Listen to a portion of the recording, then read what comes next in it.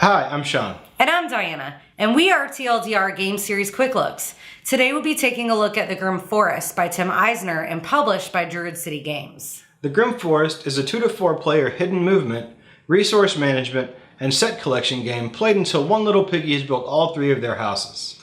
During the game, players will secretly choose a location in which they'll gather resources. The resources to choose from are straw, wood, and brick, which they'll use to build houses.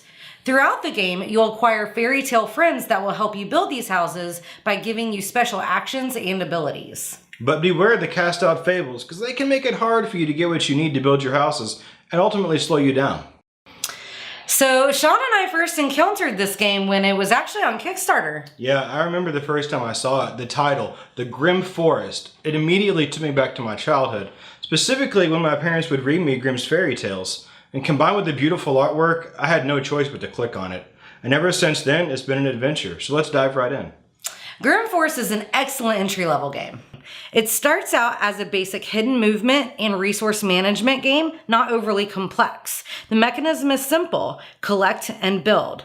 But the Grimm Forest doesn't end there. As the game progresses and fable cards start to come out, the real strategy begins. So not only are you trying to maximize your resources, but you're trying to hinder your opponents as much as possible. To expand on Diana's point, this game offers a level of strategy that might not be apparent at first. At the beginning of the game, there really isn't much strategy, but as you and your opponents start building houses, the decisions you make become more profound. Paying attention to what your opponents need can have an impact on which fables you choose to play and where you choose to play them. What if you and your opponents both need wood? Do you risk going to the forest knowing that they might also go there? Or do you send a fable in hopes of hindering them? These decisions are really straightforward, but they add an exciting level of depth. For players that are attracted to great artwork, this is the game for you. I love how they kept the theme whimsical and didn't make it too overly brooding or dark. It really builds on the playful innocence in this game, which can sometimes be lacking in some of today's games. But I'm gonna be real honest, my favorite part of the game is the minis. These things are awesome. Yeah, the components in this game are top notch. From the detail on the minis to actually getting to build the houses on your player mat, the game's just satisfying to play. This is definitely going to be one of the first games I play with my son when he's old enough.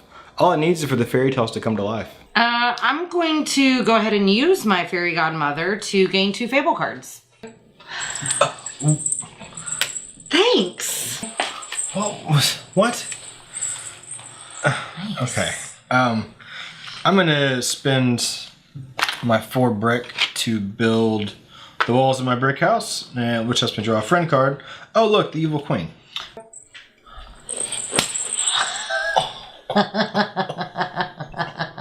So this game was really challenging for us to rate. While I know I certainly don't love this game, I don't really hate it either. It's fun to play. It just doesn't really leave me wanting to play it again.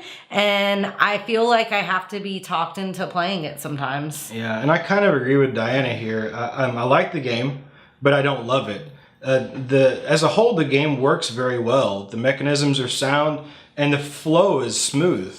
But it doesn't leave me with that feeling of satisfaction that I get from a game that I truly love.